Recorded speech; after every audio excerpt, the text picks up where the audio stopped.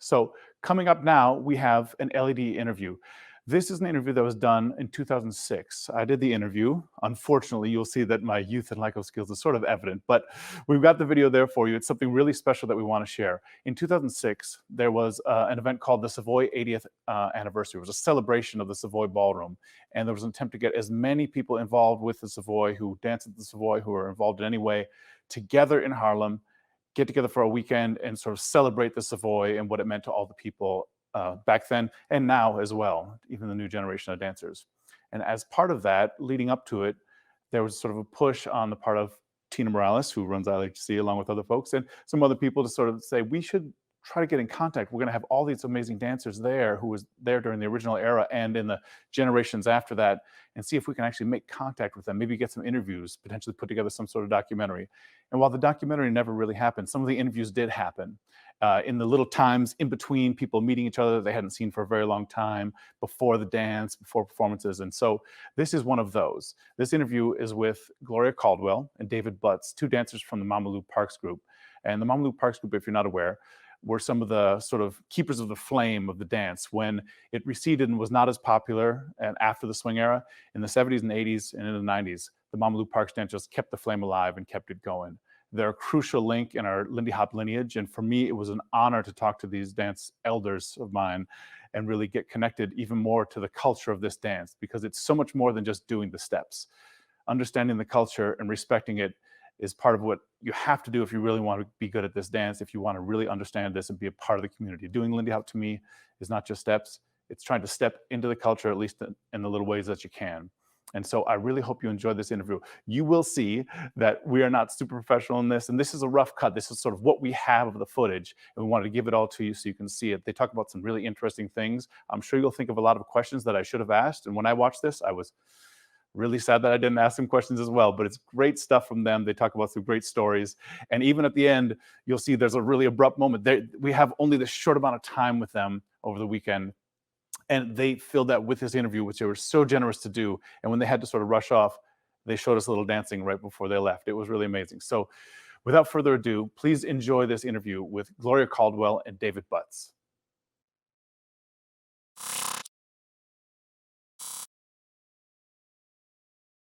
So, first of all, maybe you guys could both just tell us where you're from originally, where you're born, how you came to come to New York. Ladies first. Okay, I was born in Missouri. I was raised in Indiana. Then we went to Buffalo, New York. Then we came to New York, and in the meantime, I'm going to these different schools. My father, he worked on the railroad, Grand Central Railroad, and that's why we moved around so much, because each time he worked somewhere, he liked it, so he brought us. He liked Buffalo in the summertime. We got snowed in. As soon as we got thawed out, about 4 months later, then we moved to New York. So I finished growing up in New York. Went to school here. That's how I met Mamalu Parks. Okay, she has what you call an after-school center for children, you know, the things that you like to do. And she had went to college for this. She was, you know, like a legitimate teacher, but she taught the arts, you know, the traditional singing and the traditional dancing. And so I like that, and we, you know, that's how we got started. But I first met her at Savoy Ballroom, right? I was dancing when I met her. I'm a great grandmother, so. So I was Lindy hopping, and she put it to me about, you know, let us start a group. So we started a group, you know, her initial idea, and just went from one thing to the next. Okay, David. Yeah, I'm David Butts, a.k.a. David Carnes. I grew up here in New York. I was born in New York. I grew up across Links Avenue from the school that we started dancing in. I initially met Mamalu Parks through a young lady in my building. Her name was Selena Jarvis. And I had gotten in some trouble as a kid. And the judge said to me, find something to do or we're going to send you away. And the young lady said, well, come over to the dance class I kept looking at that. I said, well, I could do that. Ain't no problem. I can do that. What it was, I knew I could dance, but I couldn't do that particular dance. So I stuck with it. And here I am, almost 46 years later, doing the same thing. You know, it was a great program. I wish the kids today had programs like that they could get into and really get involved in. Mama Lou threw chairs. Yes, she did. She threw chairs at us, but she made us do it right. And she took us on a journey that we thought we'd never go on. She took us to places that most people dream of. You know, we went to Africa. We spent 8 weeks in Africa. I've been to Sweden, Germany, to the Olympics. In '68, we were at the Olympics. We did the Cultural Olympics, they called it, in Mexico City. We did the Cultural Olympics. Then she would send fractions of the group out to different places. And I happened to be with James Brown, and I was in Zaire for the fights. You know, like I say, she's opened the door. We went so many different places that you never thought we'd be, you know. So can you guys just tell us, okay, I don't want to get ahead of myself. First of all, can you just describe your first experience with Lindy Hop, if it was through Mama Lou Park? Just describe it to us. Well, like I said, I was introduced to the Savoy through James Pugh. We used to call him Jimmy. That was his, Jimmy Pugh. And he had said to me, we were all teenagers, and so he said, you ought to come and see the dances that they do at the Savoy. And I said, I don't know, so because I always liked to dance also. And by the way, I'm Gloria Thompson Caldwell. I did introduce myself. And so... Hang on, just one second. You got a phone going? That's probably a house phone. Oh, yeah, that's a house phone. I just want to get this clean so we can hear what you're saying. Okay. And let me change tape when we're doing this. Oh, there we go. Good I'm time. gonna get my beer. My beer got snowed on the other side of the room. Everybody's been holding their breath. My beer, ready to go. I thought Roberto had snagged it there. Yeah, say something. You got perfect time. Mike, Like volume off, but just in case. Is that an actual phone? It's not the bell. No, that wasn't me putting my volume off. Okay.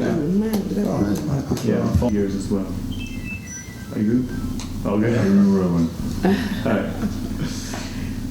Okay, so you could introduce yourself and just say the years that you started dancing at the Savoy. Okay, my name is Gloria Thompson Caldwell. It was the end of the 50s into 60s when I started. And I like, like I said, the gentleman, he was a teenager. We were, young people, and he wanted me to come and see. So my father said that I couldn't go by myself because we were talking about the Savoy. And so he said, okay, he said, I'll take you. So I went, and the way that they were throwing them around, I said, no, you're not going to do that to me. But like watching it and getting excited, and you know what I'm saying? So I tried just a little bit, and I felt good, So I said, okay, this will work for me. So that's what happened. This was in the early 50s and 60s, and I started Lindy hopping, and I've been Lindy hopping ever since. And then that's how I met Mama Lou Parks, and she took me to the school, and we started a professional group, and it was her dream and her idea, and I don't know if you have, but everything that we do, Mama Lou could do that same thing. Or she could Lindy hop, she could dance. She was a dancer from her heart, And it was nice, then we turned professional, and we were doing the Harvest Moon Balls in Madison Square Garden. It was Madison Square Garden first, then it turned into Felt Form, and is something, is that? Yeah. I'm looking here. Okay, but it was Ed Sullivan's, we started there. He was the MC, and we started, And We're still doing it, but it was her dream, and she liked children so much, and she liked the dance so much until she just, anybody, you know what?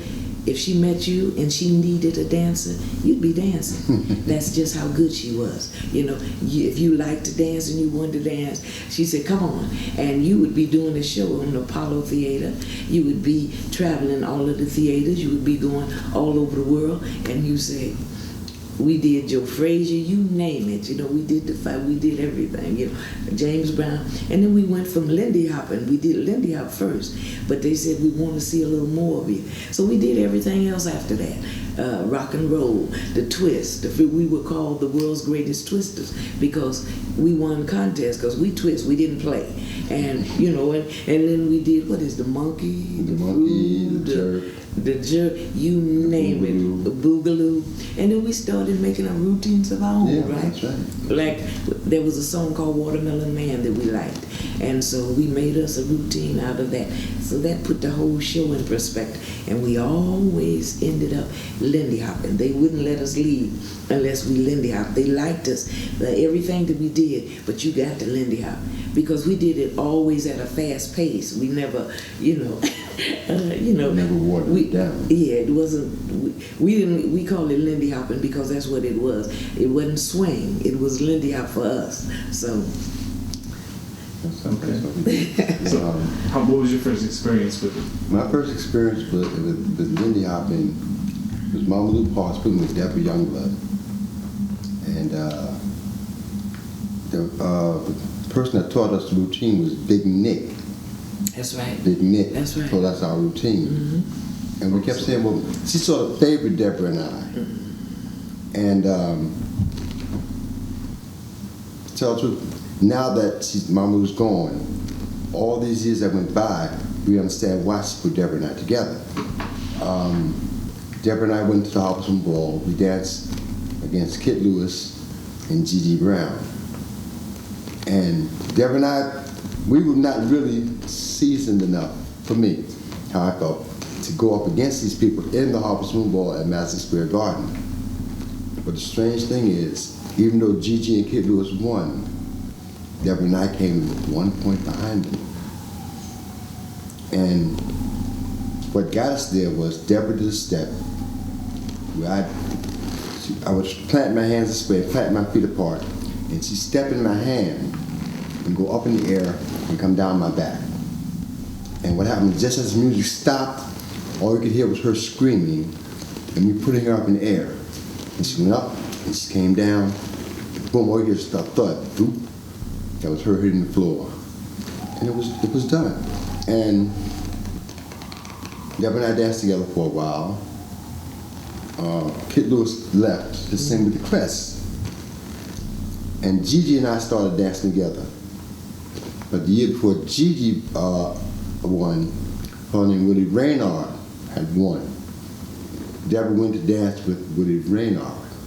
We were all still the group. We were all the group. And so we like switched partners to a degree. I danced with Gigi for years until she had a brain aneurysm and went back to Deborah. It's been about 25 years now. Deborah and I have been back together dancing. Yeah. And she's a daredevil. She was the daredevil of the group. She tried anything. Deborah would say, just throw me. It doesn't matter, just throw me. And throw her, we did. And she could catch on. She'd catch on with anybody. God bless the dead. Edward Johnson, she danced with Edward, she danced with Dickie, she danced with Melvin. These are people who were in the group who have gone on. That are deceased, yeah. She's amazing. Deborah's amazing. I've danced with Gloria, Gigi, Mickey. I've never danced with Tracy. Oh. Never danced with Tracy. I've basically danced with every girl in the group. And I basically danced with every boy in the group. Yeah. So did you guys mix it up, or you usually had a partner, but you would? We always had a partner, but if something happened that they couldn't make it or they weren't there, then we would dance with whoever was there because we had, worked together enough. And, each one, my main partner was Waco before, yeah. And we used to do something we called the neck snatch and the barrel roll. And, boom, boom, boom. And then, when I neck snatch him, we do ace and hold down the back and, all of that. We, to that fast pace. And it was like 1, 2, 3, 4, it was right there, We just didn't know what it was to be slow. So we was able to do it, doom, doom, doom, And then we loved it, It's like a natural high, because we love to dance. And it was a thing we didn't have to get ready to dance. Just hear the music, and we were ready going. to go. Yeah, talk about that. Talk about like what when you dance. What does it feel like when you Lindy Hop? Give you an example. We were at the Brooklyn Academy of Music, and Alvin Ailey's troupe was there. The Garth Fagan, and everybody's warming up, stretching, and we're sitting down eating collard greens and chicken. Everybody says, "Well, when are you gonna warm up?" We said, "You'll see." And they said, "God, look at these people, they're eating and getting ready to go on." They call us on, and bam, we hit. And we're like, what was that? That was just the warm up. They said, all of that? We were so That enthused. was the show. You know what I'm saying? That's the feeling. That was the show that we did. I would be so involved in it until Gigi. I would take her from the step I'm doing with Deborah, going down the back. I'd bring her through my legs and put her up in the air into ace in the hole. Just holding her legs in the air, and she would be saying, "Put me down, put me down." But for me, it made the show. It helped people get more enthused. I was so enthused about it because I figured it brought the people in. See, we danced to bring the people into what we were doing. And that's the prime objective of us. One of the things that we liked about Lindy Hop was it got the audience involved. And the audience enjoyed, seeing it. They got more excited than we did. Do you guys see yourselves as performers or social dancers, or both? Both, I guess. Both. We do a variety of dancing, So, but the Lindy Hop is our favorite.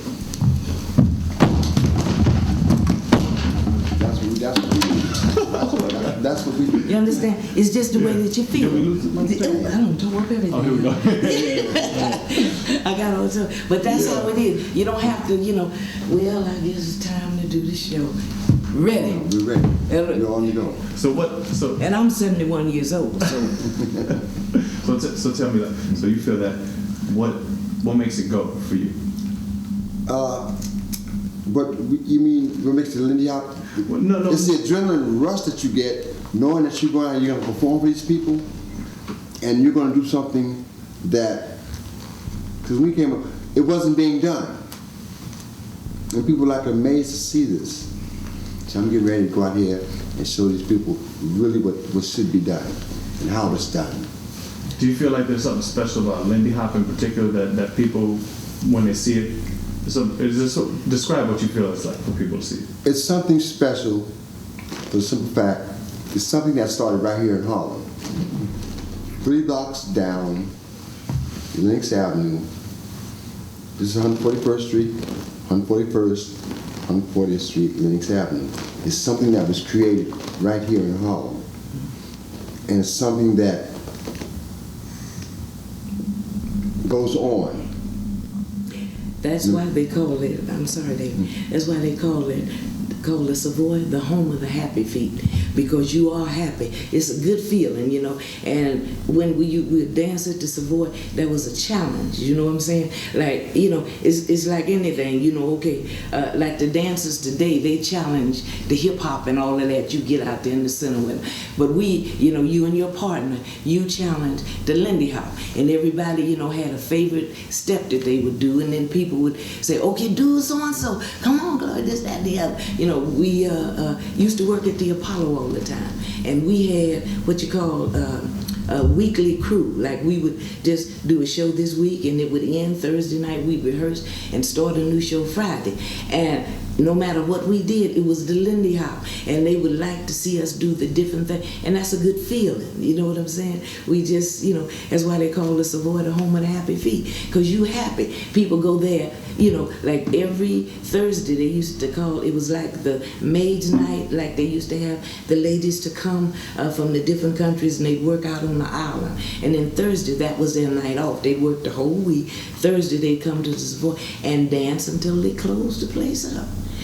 So that's one of the reasons that they would call it Home of the Happy Feet, because you were happy to do it. You danced, you sweat, you wore your shoes out, you wore your makeup out. You just you didn't care how you looked when you finished. You went there cute, but when you finished, you didn't care how you looked.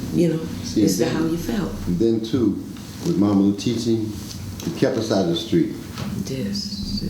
From 6 to about 9:30, 10 o'clock, we rehearsed. By the time you got through, all you want to do is go home and go to bed. And you were good and tired. And wait for the next day. Just before Mama Lou passed away, they called us to the Apollo to do it the amateur night. It's like being a fill-in for, and we were all nervous. It was like, oh, we haven't done this in so long. And hip hop is coming, and they're doing the what is that? The spinning on the floor and all that. Breakdancing. Well, we don't think they're gonna like us. We were very nervous about it. But when we got through, the people were so enthused. Wow, how did y'all do this? It was a thing that they could do. They practiced what they could do, but we could do what they could do, but they couldn't do what we could do. They couldn't Lindy Hop. They would have to learn the Lindy Hop. But because we danced and did, the Lindy Hop, there was things that they did, the splits and twirling around on the floor and standing on the head. This used to be, that was his favorite step, and he could do it kind of fresh, but Are you really coming? Okay. so Tell me how you did it first. Was standing on my head. Yeah, tell me what you did. I can't do it now because That's all good. it's a frog stand. You ever heard of frog stand as a kid? Oh, yeah. Yeah, you do frog stand, bounces up here. I used to do it from a frog stand and then go up on my head and I twist. on his head, twist. See? And then there's You seen it? See? Yeah, okay. Then there's other shows where they said twist is not gonna do it. You gotta do more than twist. That's what she meant by I got a little raunchy with it. That's how it went. That's all. Like Mama Lou Parks, she was a wonderful woman, but she was a taskmaster also. I don't want to do this, I don't want to do that step. Well, you're going to do that step whether you like it or not. Because I want that step in there. And then once you started to do it, then you liked it, Yeah, tell us a little bit about Mama Lou herself. Mama Lou Parks. Her initials were LOP, Louise Olive Parks Duncanson.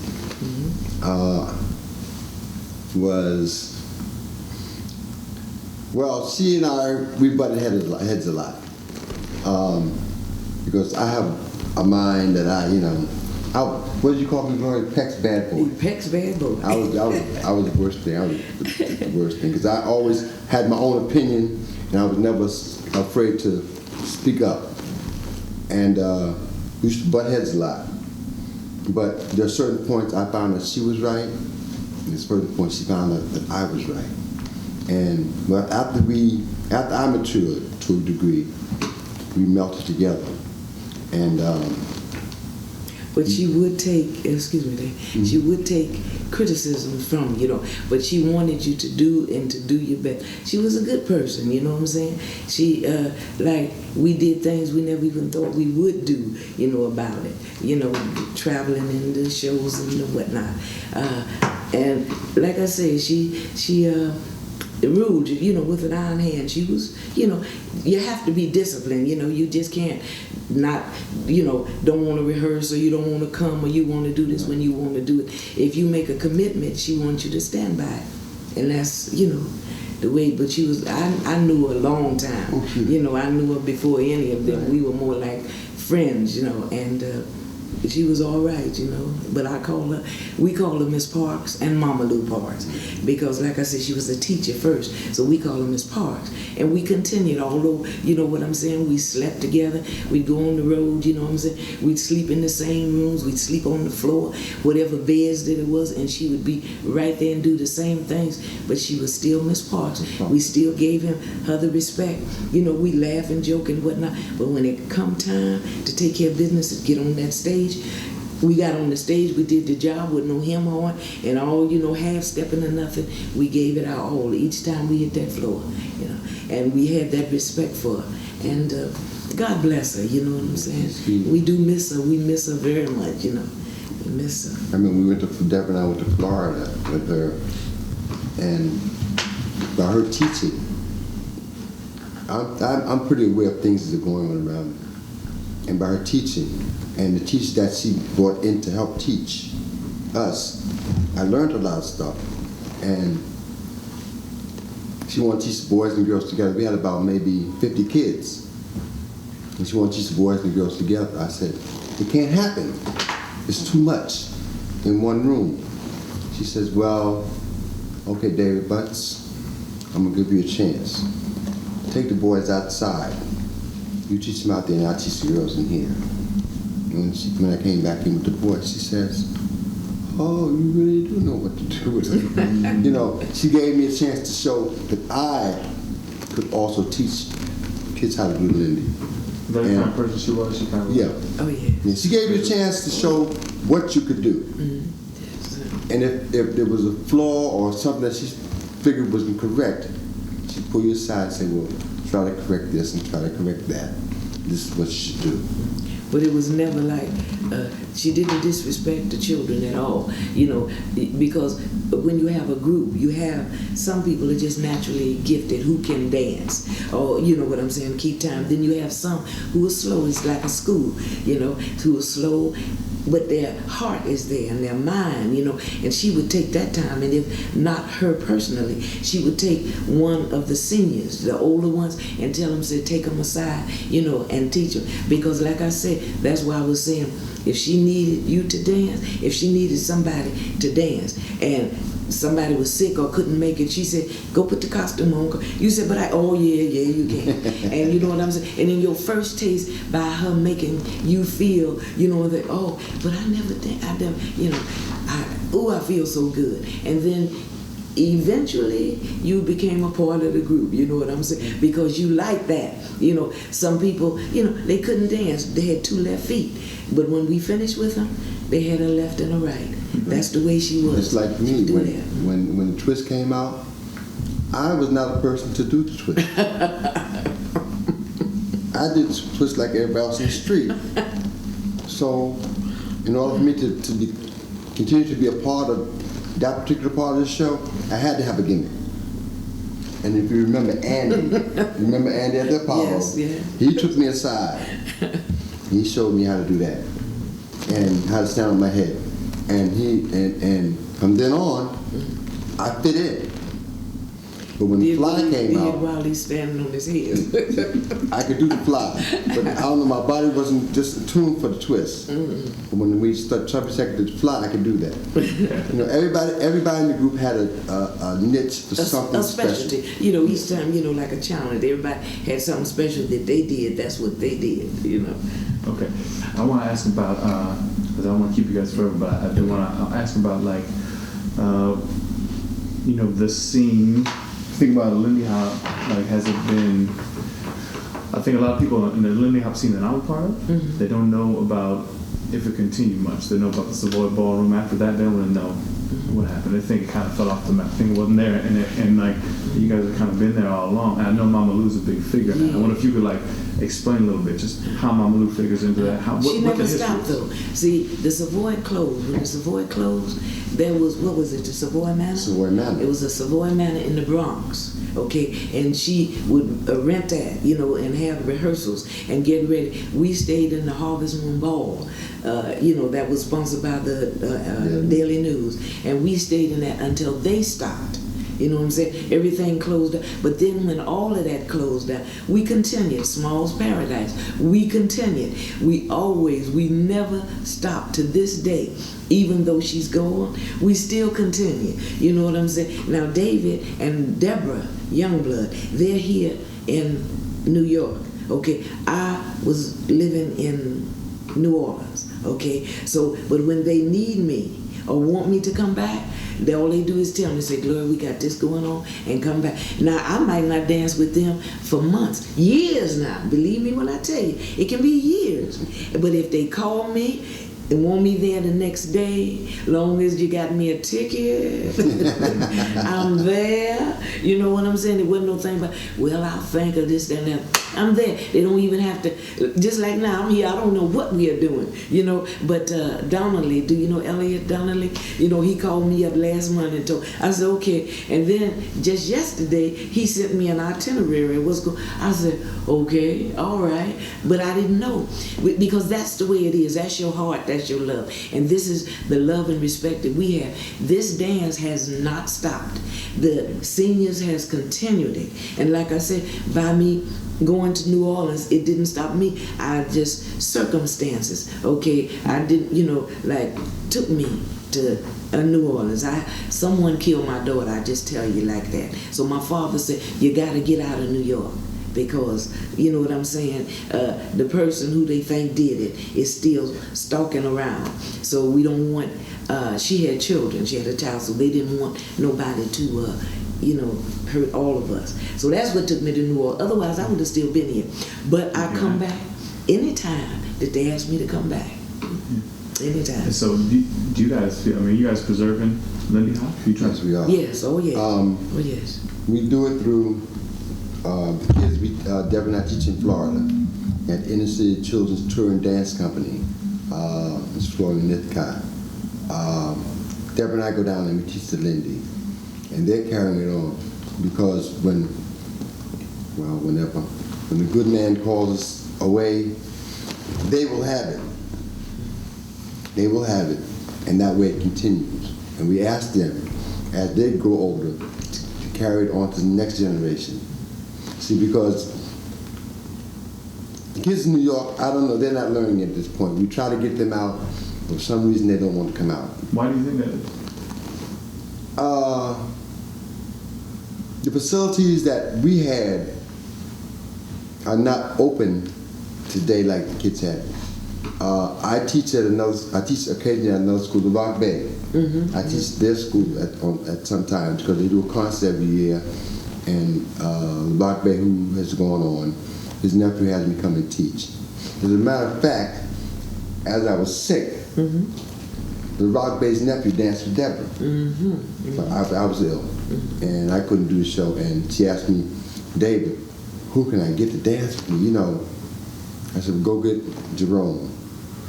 And he's from the Rock Bay School of Dance, and he danced with Deborah while I was sick. But we have people who are going to carry this tradition on. And see, there's not a day that somebody isn't thinking about the Lindy Hop. Okay, there's not a week or a month that they don't do it. A year does not pass when there isn't things that's going on that's concerned with the Lindy Hop, that we Lindy Hop, you know what I'm, not the other dances, because that's easy, you know, if you can dance a little bit, you know, you can do that other stuff, you know. But the Lindy Hop, every year, it has not stopped, and this is 2006, and we're still doing that, even if it's on the basis of gigs, as we call it. You know what a gig is, and people are called because they keep in contact with Deborah, they keep in contact with David Butts, we call him the whole name, you know, and you know, so it continues, you know, it hasn't stopped. It might have slowed a little bit. Instead of doing it every week, we do it every other week. That's what I'm trying to tell you. But it has not stopped at all.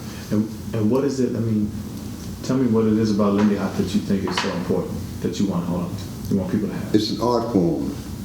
It's an art form. That if we don't continue to do this, it'll be lost. Because for a person to take another person, toss them in the air, catch them, come up, put them back on the floor, and be in rhythm and in time. It's a lost art form. What happened in the interim of now and then was the hustle came in. And they were doing twists and stuff in there, which was beautiful. Beautiful dance. Disco dance. But it was done off time. The Lindy Hop, you have to be on time. When you bring your partner out of the air, put it on the floor, you break, everything has to be on time. You have to have that right timing. And then the dance, the Lindy Hop, we've had different things, okay? There's let me put it like this, not too many things that you can identify with. It goes all the way back to Hell's a Poppin', and goes back to when they first started the black and white movies. You didn't even see, you couldn't hear the music, but when you saw those dancers, going 90 miles an hour doing what they were doing, and they were doing it, they wasn't playing, you know what I'm saying? So we brought it down. This is something. It's like everything. If you sing, a certain blues or hip hop or you rap or whatever, somebody's gonna come along and won't do it. You know what I'm saying? That wasn't doing it before. You know what I'm saying? Everybody, they pick up on that culture. So we keep the Lindy Hop going, and they're going to keep on because it's an art form and it's something that nobody would do. Now they always people, they tap dance that and the ballroom dances and all of that. Nobody wasn't Lindy hopping like we were. There's a difference between Lindy hopping and swinging. When you swing, you stay on the floor. But when you Lindy hop, it's called aerial Lindy, and that means you combine that floor work with air steps. And we continue to do that because it's our thing, It's like Deborah, Dickie, Joy, and I went to Germany for the rock and roll contest. And they were doing the aerials, which is rock and roll. And they were saying, well, the rules is your partner's not supposed to hit the floor and things like that. But we watched them. They danced to rock and roll music like that. And they had a setup to put their partner in the air. They had a setup. They had time to put their partner in the air, catch them, set up, put them down, then jump back to the music. With the Lindy Hop, it's ongoing. There's no setup. Yeah. It's like a drum beat. It's pounded into you. With rock and roll, there's breaking the beat. Okay, here's breathing room right here. Okay, dear, now I want you to go over there and run to me, and I want you to step in my hand, and I'm gonna grab your arm, and I'm gonna put you on my back. You're not gonna hit the floor. I'm gonna catch you in my legs. I'm gonna set you here. With Lindy Hop, it's let's break off. Here you go. Boom, boom, boom. We're here. There's a big difference. How do you think Lindy Hop is different than other partner dances? What makes it unique, if it is?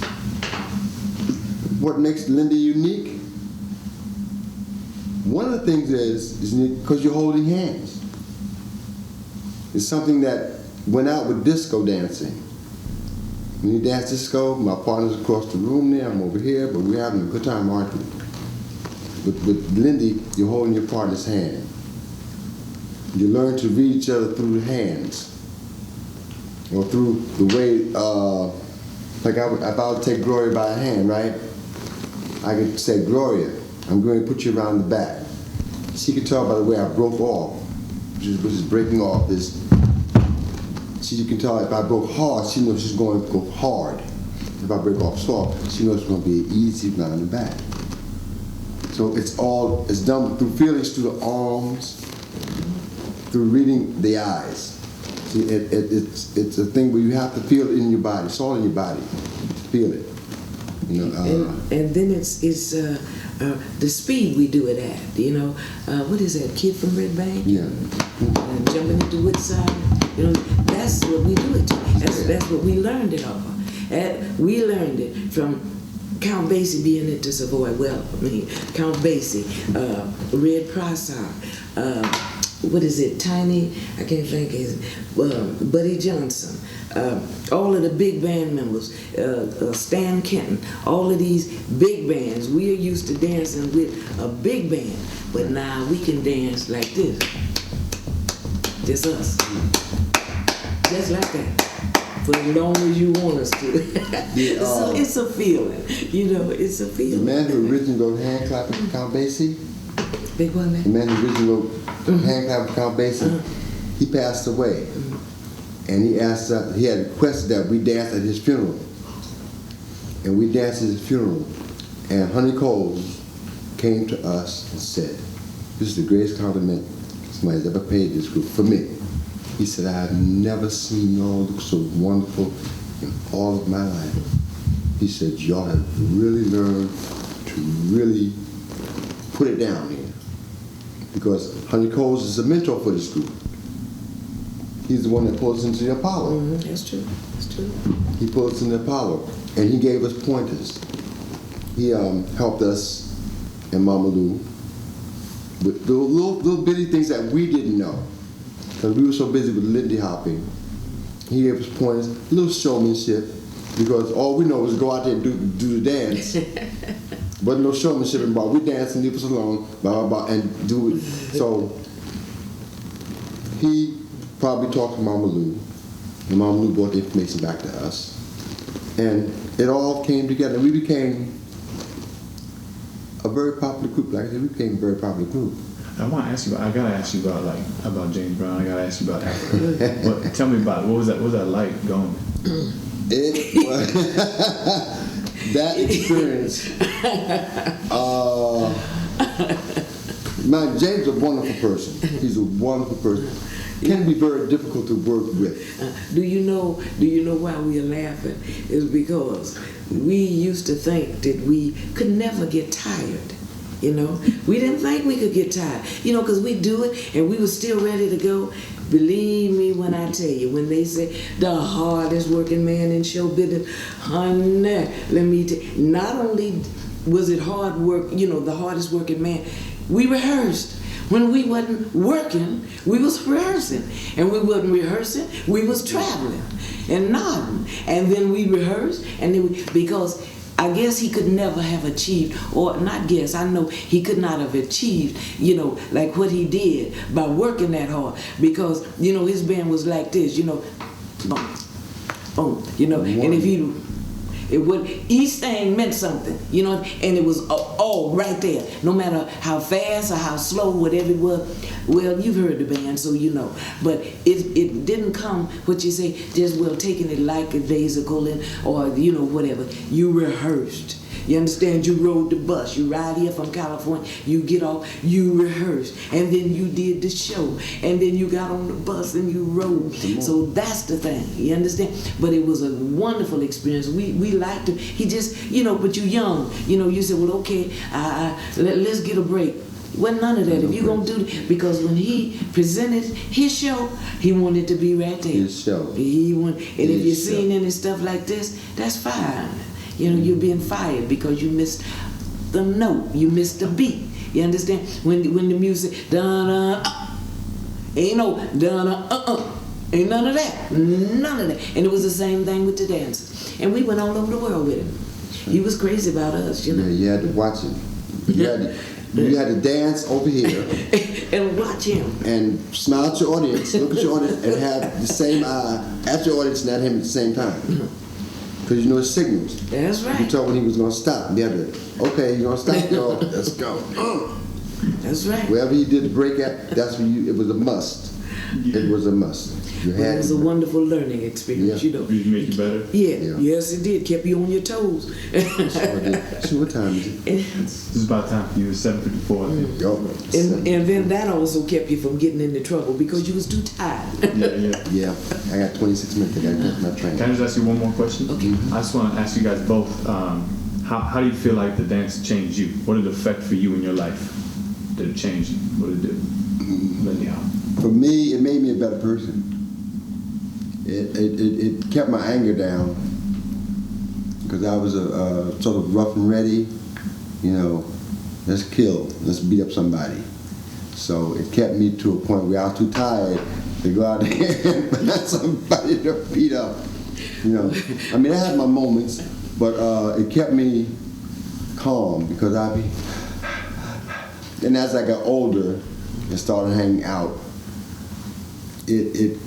you know, people say, well, I'm going to the show, I can't be bothered right now. I see y'all when I get back. And I go do the show and come back to the party.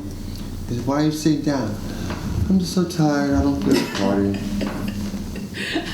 Well, it just kept me tired. You understand? I mean, you know, when I wasn't doing it, you know, I was tired or trying to figure out, you know, I helped design, you know, I used to design the costumes for the dancers and whatnot. So what I do is work on something and try to get a nap. But it kept, you know what I'm saying, get ready. You know, you were all pumped up and keyed up to do the next show, all keyed up to do the next day. Even the rehearsals, you was happy to go to a rehearsal and do something over and over again until we got it just, you know, like Mama Lou wanted it or James Brown wanted it. But it was a good thing, and we really enjoyed it. Do you think it changes everybody? Some people. Some. Some people. Some. If it's something that they like, it's like, you know, but some. It's like anything else. It's like a cigarette. I'm addicted to cigarettes. I like cigarettes. I gave up drinking, so I have cigarettes left. I like cigarettes, so I stick with cigarettes. I like to dance, so I'm going to stay with dance. And dance is like a habit. A healthy habit, because you enjoy it. You say, well, I have a certain amount of vanity. I don't want to get fat, so I dance on my job when there's nobody there. I'm twisting and jumping around, knowing that I may hurt, damage something soon, but I'm still jumping around. I'm in my house dancing. I do the same thing. You know, put disco even when music I on. wasn't traveling, excuse me, Dave. Even when I wasn't traveling with them, you know, when I was in Louis, I would. My husband would tell you, I'd dance, and he'd, okay, all right, because that's what I love. But I never smoke or drink, so I'm all right. About that, I didn't have that. Dancing was my habit. And people say, how do you smoke and do a show like that? Because my doctor would say, are you still smoking? I said, yes, I am. He says, well, your lungs are pretty, you know. I said, for the years you smoke, your lungs are good. I said, Doc, sometimes I dance, and I get out there and jump around, and there's a big puff of smoke comes out. He says, that's the smoke that was gathered up in your lungs all that time. But dancing is a habit. It's a good habit. You feel like some people get it, some people don't, or everybody can connect to it? Everybody what? You think everybody connects to it, or some people connect to it, some people don't? Some people don't. Some people do it as just a hobby, or some people do it for the money. Yeah, for the money, or the spur of the moment, okay, and then, you know, they're not dependable, they're not reliable, because their heart is not in it. Our hearts are in it.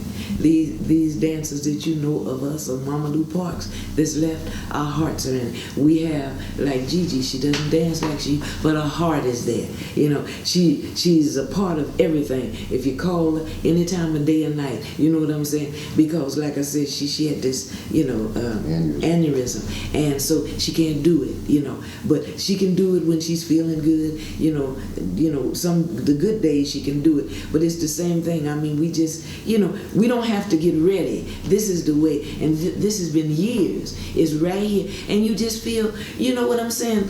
I don't know, what is it, like you like ice cream or chocolate, whatever gives you a kick or a high. It's a natural high, and you don't get ready for it, you know. Then you get ready if somebody says, let's dance. Right. That's when you get ready. You say, hot dog.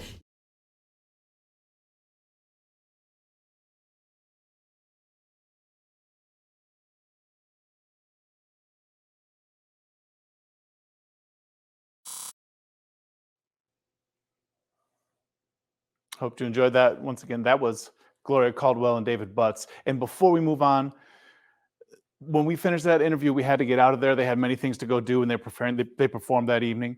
But before they left, they actually did an impromptu performance just to prove that they were always ready. So we're going to show you that. It has no sound, and we just scrambled to get it on camera. But take a look at it right here. They busted this out without any preparation and just showed it to us right away, just to show that they were always ready. And I don't remember how old David was, but Gloria said she was 71 at this time. And then they performed that night, they tore the house down. So just so you know, when they say they're always ready, they are.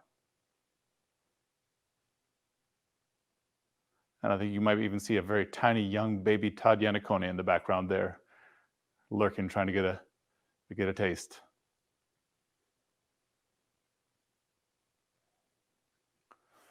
They're doing a classic stops routine there that they made famous and did all the time. So that's it, everybody. Once again, that is Gloria Caldwell and David Butts. I'm so thankful for having that time with them. I would have loved to ask them very much more, but seeing that again brings back a lot of memories. It was a really special time, and I'm really glad that you all are able to get a little taste of what they were able to share. Naomi dropped some links in the chat there. Please check them out. There's more video of them dancing, and it's really amazing to see what they can do.